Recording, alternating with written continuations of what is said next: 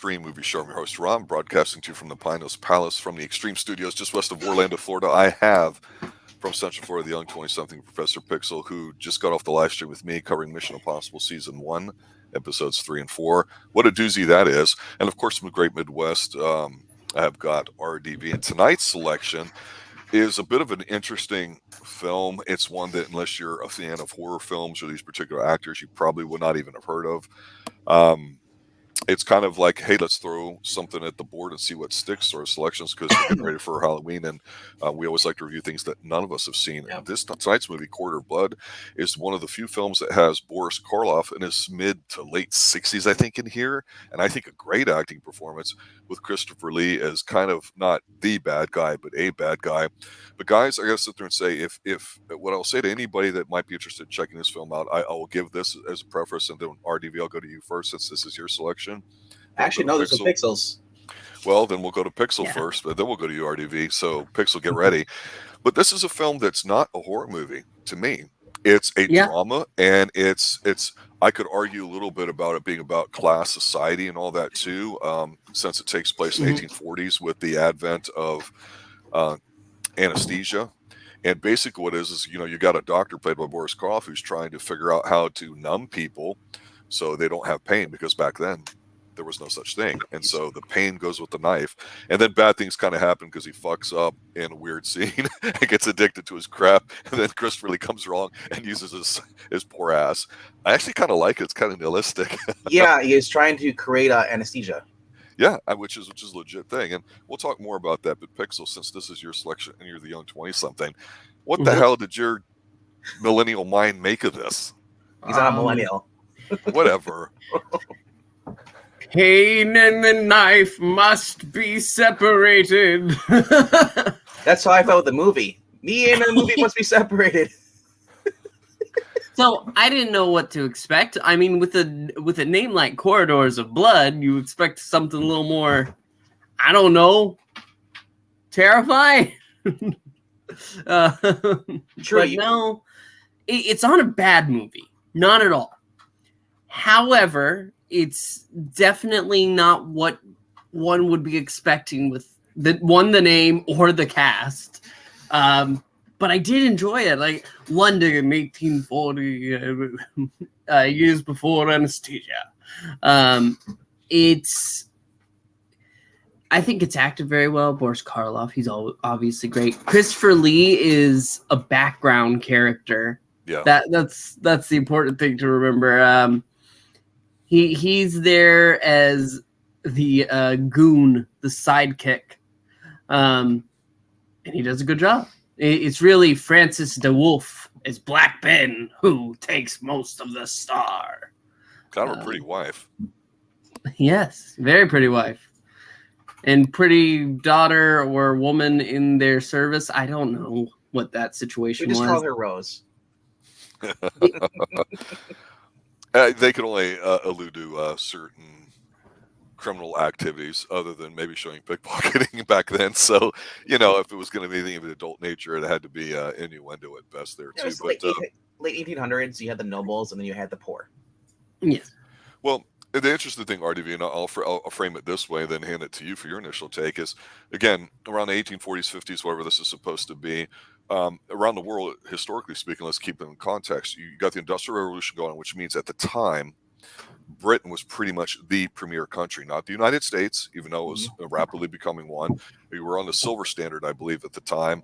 So in Britain, you had the British Empire just went into Africa, went into India, just everywhere was massive. And so you had your elites intellectually, artistically, whatever you want to call it. Not that other countries didn't, but they were really driving the progress of some science. And, you could argue Germany and a few others too, to a certain degree, but certainly in chemistry. But I thought this was interesting because I thought not a lot of other cultures necessarily would tackle something that was actually kind of prominent at the time. It was kind of a big friggin' deal because with, to your point, as you said, the classes system in here, it's very apparent that, Britain would produce something like this because if you're a few rich and a lot of the poor, Dickens and everything else captured it really well. So I didn't know what to expect, but this isn't a typical horror film. So I was really curious what you thought. It's not even a horror film. No. No. It is basically a 2.5-hour drama. Well, guy is just trying to create anesthesia. Did you say 2 hour and a half? Felt like 2.5 hours. No, it's just one. But when it's slow, it does double time for him. That's his internal clock. I had to put this at twice the speed. Just get through it. To me, it wasn't as bad as watching Supergirl, but it was getting there at certain points where I was ready to fall asleep. Yes. Boris Karloff. Obviously, this wasn't a Hammer film. Right. There's no way. There's no way this is a Hammer film because the story wise. Okay, so Boris Karloff is a doctor, rich, noble guy. He's trying to create anesthesia. He creates laughing gas, and he figures so it's nitrous oxide, knocks out. He knocks everything over. We got I believe her name's Susan, who's supposed to be his niece, I think, because she calls him uncle, but then she's kissing his son later on, so they're a close family. So that was really confusing and not needed.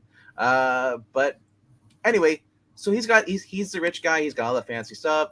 All he wants to do is get rid of the pain. He's the most skilled surgeon in the town. He's the fastest one. Yeah. So he's trying to. He feels so bad. Obviously, he cares about all his patients. He's a good guy. Yeah, he's a good guy. He's not a snob. No, which I liked about this. Was this a bad movie? It was. It was, but it wasn't. But the for me, the upside is Boris Karloff. His voice is like drugs. It is. It is like crack cocaine, like the heroin he was basically huffing in this. Yes, because he discovers using opium.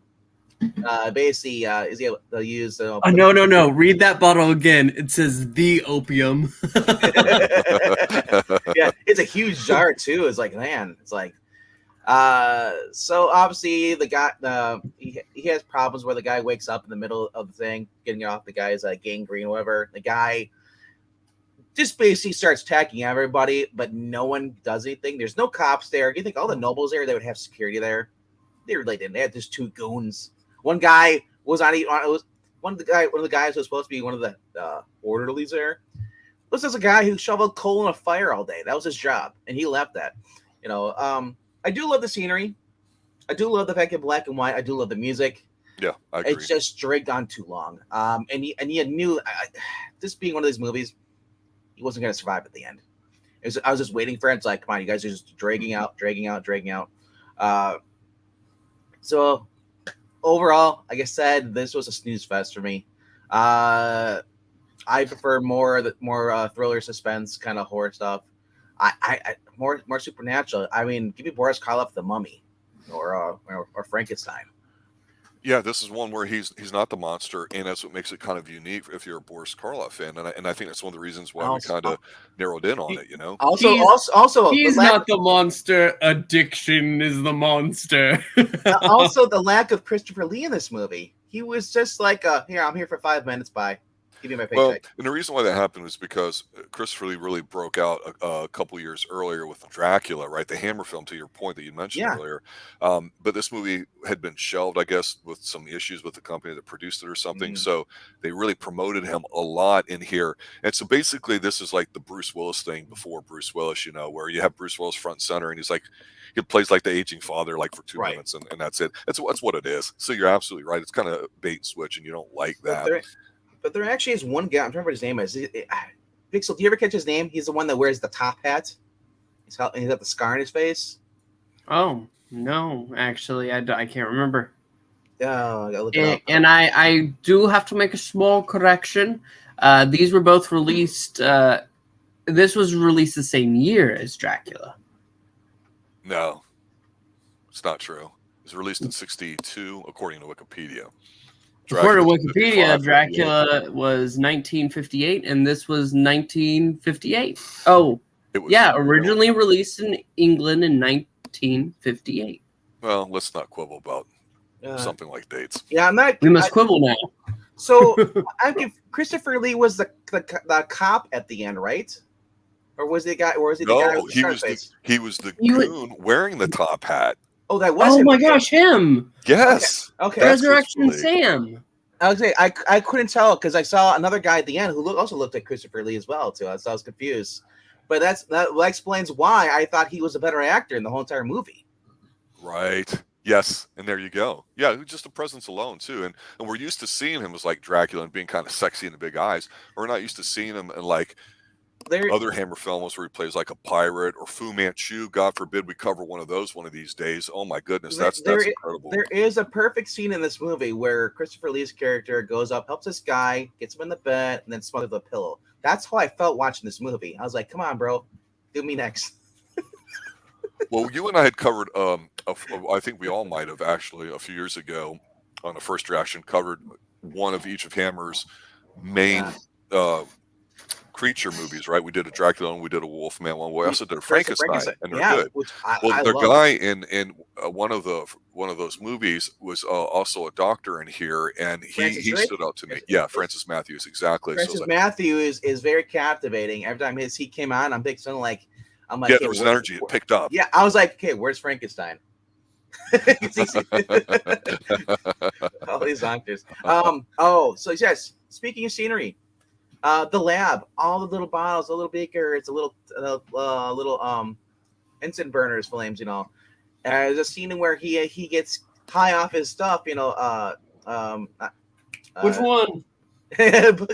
Bugilsi. Or One of the things about it too, Karloff gets high off the second one, and he wanders. No, I meant which scene that he gets high in. No, it's the very first one. He takes the notebook, loses the notebook. He gets where he actually gets stoned, and he wanders off. And honestly, I love like this the whole setup as far as the chemicals, all the stuff. And so when he wanders off, he takes the notebook with him, but he leaves the thing burning. I'm thinking like come back, the house is on fire. That would have been awesome. Like his lab's on fire, and it's like because of me, I got high. Susan died. Well, he feels awful because he feels like he should be able to help. And I think the comment you made, RDV, earlier about him being, not only the best surgeon, he's also the fastest. That means less time under the knife, the less suffering you're going to go through. Because of this, so he becomes sluggish, though. Yeah, and the scene that really kind of got it for me, that made me think about what this movie is with classes and all that, is that in medical school, that was a privilege. You didn't have a lot of people doing it. So you have an elite level group of young men that are learning, going on. And so where do you learn? In labs. Labs are forsaken these days, even in engineering departments and physics departments, all that. I'll tell you that from personal experience in the industry. And I'll sit there and say this. When he wheels out the patient and the big goons that you see, they're there to hold him down because they're in pain, right? They're strapped them in to do both, right? And so we're not used to that these days. And so when he goes to give him the hit or two of the laughing gas, and then it's like the kids laugh and all that, the young men, I should say, and he's like, be quiet. There's still a sense of decorum in there, and this is going to go wrong. But I couldn't help but think, Jesus Christ, when they wheel him in, this is exactly like the setup for Young Frankenstein, where he comes out there, the guy's arguing about his dad's name, and it's Frankenstein, and then he's yelling at the guy who's badgering him. He's like, my father's work was doo-doo, and he stabs himself. And then here I'm like, okay, this is going to end well, but it also reminded me of what I think is a very underrated werewolf movie, and that's the one with Benicio del Toro in it, and the scene where he changes. I'm like, okay, how's this going to go when he changes it? And he just shreds everybody, because there's old medical textbooks that have pretty much the situation where you have the small little area and everybody above, so they can look down and see what's going on. And the fact that he screws up, and so all of a sudden he gets knocked off his perch in society, even though he's not doing anything questionable. He's just pushing at the edges. This stuff happens all the time, whether it's government agencies, individuals. And so I thought, wow, they really played into letting Boris Karloff, to your point, see him, the horror of this is him doing it to himself, trying to figure out what's going on. It's not above him where it's like, oh, find me a vagrant that I can do this on that nobody will miss. It's not like that. The scary part is him losing that ability himself because he's doing it. You don't know what's going to happen. That was cool. The similarities is when he comes in, once his patient dies, the first individual demonstration, his original patient dies. So like, I need to find one. He goes searching through the rooms, like you, and it's like you what? And then the guy's like, I don't want surgery. But It's like when Young Frankenstein kicks the guy in the balls, he's like, give him an extra 20 or whatever. Yeah, like I said, when it comes to this movie, it's a one and done for me.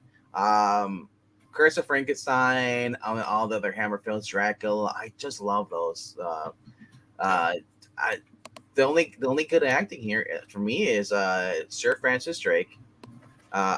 Or as I was, what was his name? That's not Sir Francis Drake. Francis the Wolf. Francis the Wolf, okay, the big over fat guy, guy, and then you have Christopher Lee, who's Black Ben. And then you have Barlis Karloff, and then the guy who was Frankenstein's friend, or the guy that plays Boris Karloff's son, in this movie. That's the four main people you need to know about. All the other ones are kind of like, it is kind of background.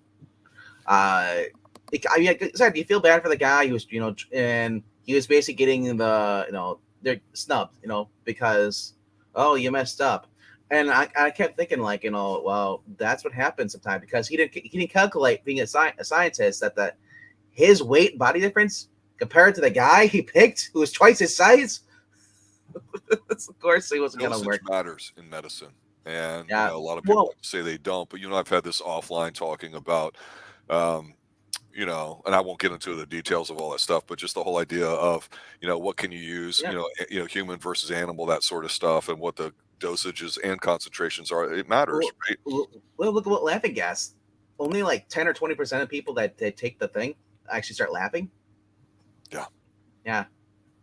I don't know about you guys, but I'll say from personal experience, if you get put under, those anesthesiologists are dialed in. I know one personally, and she does a very good job. And it's interesting, that you fall asleep, and if you've ever had this, it just seems like you wake up a second later, and you're like, okay, I just gotta, wake up here a little bit, and I'll just go home. It's all done, where hours have passed. It's really weird. And here's the final comment I'll make about this, and we'll do our final reviews here. Is that what was interesting to me too about it, when you think of Boris Karloff, is while we're used to seeing him as the mummy or this or that, all these creepy ass characters, and the voice thing I think is a great comment. He's really kind of that old first generation when you think about, say Universal horror, or however you want to look at it, right? You got Christopher Lee with Hammer, and one of the things that we always talk about with Hammer films that I like to bring up is that they took that first generation idea of stuff that's, of course, in the public domain, monsters. They sexed it up a little bit, made it very engaging and visually stunning, like we've talked about and everything reviewed, even more recently, the Karstein trilogy. Yeah. But to have these two guys on screen, you've got the old guard, because again, he was in his mid-60s, and Christopher Lee, who was younger at the time, being the next guard. And even though Christopher Lee's long since passed, I thought it was interesting. You see somebody from the old generation and somebody from the new generation in the film like that together. That's the differences to me. I just thought that stuck out, if you care about those things. Sure. And passing the torch to the new generation, he threw the acid in Christopher Lee's face. I love that. And then Christopher Lee goes to try and kill him, and he's like, "Nope, acid." Burns. That was good. That was good. Princess is talking about sepsis in there. Yeah, it does bug me sometimes when we watch older things, and everybody's got the perfect, 2023 porcelain white teeth and everything's straight, and everybody's run a cycle, and they're like 12% body fat and lean, and it's like, no, some of these older actors, when you look at them and they're 60 or 70, they look like it. They're thin. They've lost muscle mass. The hair's a bit out of place. There's something about that gives a certain amount of authenticity to the roles they're in, and lets you believe that it's going on at that time. There's only two child actors in this movie, too. The little girl who gets cut on her foot. Yep. And then the boy that steals his watch. Damn pickpocket kid should be shot. Yeah, I call him Pixel Junior. All right, let's go around for our final thoughts. I guess final thoughts of this movie is the scenery is good. I said Boris Karloff. If you get a chance, check out his radio little radio show he did. He hosted little 4-minute stories he tell, scary stories. The guy is awesome at narration. He did The Grinch. Yes. You remember that? He's just one of those brilliant actors who's able to captivate you. You don't have to see him, just hearing his voice. He's one of those guys. He's a Rob. He captivates you with his voice. We'll never see you. Every week he's you're basically a false face. Every time we see you, have a different face. Maybe I'm just AI. Yes, and maybe voice. And maybe this is pre-recorded, and you're playing off it. That's right. We're all in on the bet. Pixel's also an AI as well. No, you wish. I think this movie is actually it is good. It is a good movie. It's just not what I was expecting. The name does not lend you to believe. There's no blood, and there was only one corridor. There's a hall. Yeah, no, there's no blood at all, and there's one corridor. If anything, it should have been titled something like Bull Rush on drugs. I was going to say anesthesia. Call that. Well, I mean, yeah, that you won't get that kind of naming for another 20 years. No, not 20 years. 10, 12 years. Michael Bolton's grandfather creates anesthesia. No, the point is, though, I don't care if it doesn't match up. It doesn't matter to me. It matters a little bit to me. Yeah, because when you go to somebody and you describe a horror on a long night, and all it is a comedy that takes place during the day, that's not going to give you much of anything. What if Oliver Twist was a Hammer film and they operated on Oliver Twist? He saw something he shouldn't have. Oh, boy. Please, sir, may I have some more? No more, sir. No more. So, anyway, solid film. Brilliant performances all around, I'd say. It's not a huge cast. I mean, there's a lot of background characters, and I think they each do a good job, especially making a mockery of Boris Karloff. It's true. That's true. Just the whole scene, you feel bad for him because he all he wants to do is help his patients, but it sends him down a dark road, a druggy road. Oh, this guy's a sad sack, and you laugh at him. You feel bad for the guy.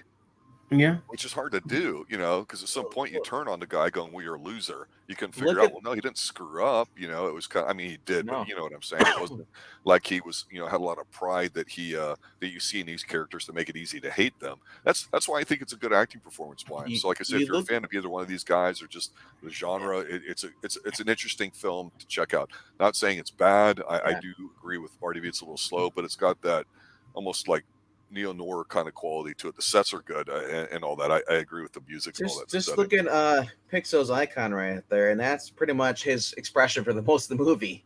Yeah, it's faster than Kidney Stone in this scene here too, but they edited that out there. But yeah, so this one you can find on, at least here in America, I believe I found it on YouTube. Actually had, I think, a couple different cuts. Daily Motion.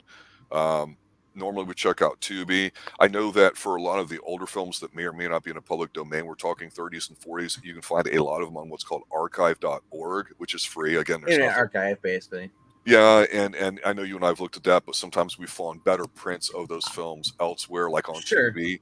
So it just depends, because sometimes, especially now with turning into October here, you might get a batch of them on Amazon Prime or their knockoff B-level one freebie. It just depends. You just have to go look for it. I just Googled Boris Karloff with Internet Archive, and it brings me a whole bunch of links and stuff. Yeah, because a lot of them are there. Yeah, so anything you got, RDV, you guys need to plug? We're going to go live on our channel over on the Geeky Puppet Show. Do some readings over there. Got Jonah Hex and some Justice League of America. Other than that, hope you guys stay extreme, it's important that you're extreme. I don't know if we've made a final decision for Tuesday, but I did want to announce to everybody that next Sunday, what we'll probably do here is just a review of some films. Generally speaking, we're going to come up with a list like we did last year or the year before and just talk about films that we may want to review that was pretty popular at the time. I know we've had one or two requests for some, but we're trying to look at horror movies of different kinds, different varieties, different countries, that sort of thing. I think Tuesday should be called Miami Nights. We're just gonna we're gonna review Miami Vice. I really like that title. I'm going to talk to you about that offline. But yeah, so look forward to that. So if you guys have requests and all that too, obviously we always say like to leave that in chat or direct message us too, but show up next week as well. I appreciate you guys retweeting and letting other people know about us too, getting more people showing and listening. That's really, really great. We want to try to put out a little bit more content here over the next month or so, just because of the time of a month that it is. And Halloween's always just a great time too. Anything else you guys need to plug? No. There you have it. Because somebody helped Pixel. He looks a little confused down there. Well, he's young. He's on drugs. Binary decisions, yeah. But that's what it is. All that's missing is a PSA for Boris Karloff. Kids, do not use the opium. Yeah. Princess is obviously very touched by this movie. That's good to see because it's really cool. So yeah. All right, guys. Have a good night. As always, stay extreme. Good night now. And no.